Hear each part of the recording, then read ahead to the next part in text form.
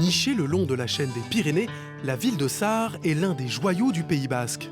Tout comme la pelote, ce fameux jeu de balle qui signe l'ADN de la région. Philippe Piguet est un passionné de la discipline. Il en collectionne tous les instruments. Je les connais par cœur. À commencer par la balle utilisée pour les jeux de pelote basque. Philippe en possède des dizaines. Il nous en révèle le secret de fabrication. Une pelote, ça commence par ça, c'est-à-dire des lamelles de caoutchouc qu'on appelle latex. Au tout début, on est obligé de faire un petit rond, et ainsi de suite. Une fois qu'elle a atteint le bon diamètre et le bon poids, elle est ensuite enroulée de laine vierge. Il ne reste plus qu'à l'habiller. D'une peau en forme de 8, cousue à la main, après la couture, bien ajustée à la main, ce qui vous donne cette pelote. Dans la pelote basque, il existe autant d'instruments que de spécialités, comme la pala ou paletta, cette raquette en bois qui permet de frapper la balle. Philippe est un ancien joueur amateur et il ne se fait pas prier pour en faire la démonstration. Là, il faut la monter comme ça, hein, mais ça c'est d'accord. Et puis après, il y a le bras qui lâche et puis ça part tout seul après. Mais après, le but, c'est de bien centrer la pelote sur la pala, quoi. Hein. Les balles en cuir peuvent atteindre les 300 km/h, une vitesse fulgurante qui abîme considérablement les instruments de jeu. Mais c'est aussi cette caractéristique typique de la pelote basque qui plaît aux collectionneurs. Bon, là, c'est une pala qui est complètement cassée. Et voilà, ça fait partie du patrimoine. Donc, je trouvais quand même c'est totalement incohérent que ça parte à la poubelle. Voilà. C'est comme ça que j'ai commencé petit à petit, quoi. Hein. Il en existe de différentes formes, dimensions ou poids.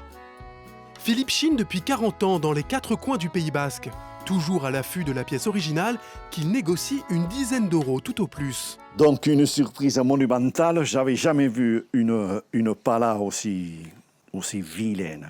Il y a une tige filetée de part en part et ils ont mis des écrous.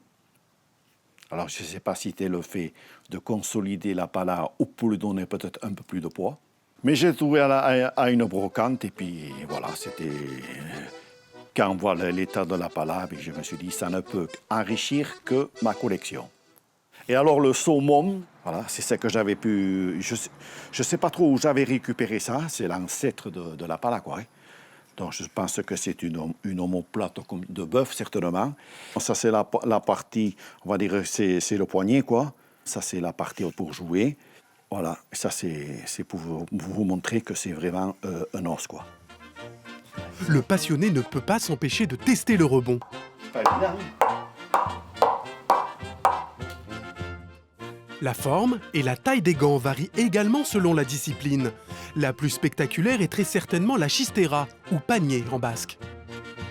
Après, ce que je peux vous montrer, c'est que la fabrication, comment c'est conçu.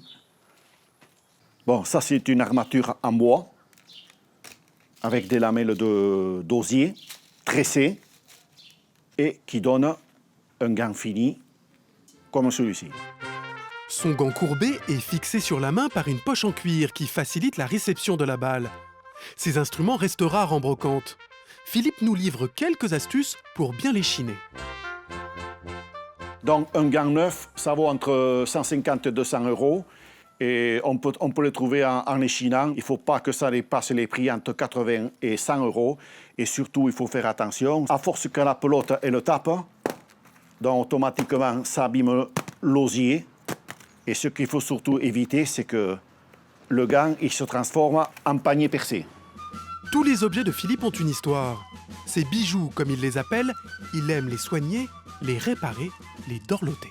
Comme ce gant de l'Achoa, un autre dérivé de la pelote. Ce sont des gants donc, en peau, dont automatiquement il faut les entretenir, quoi.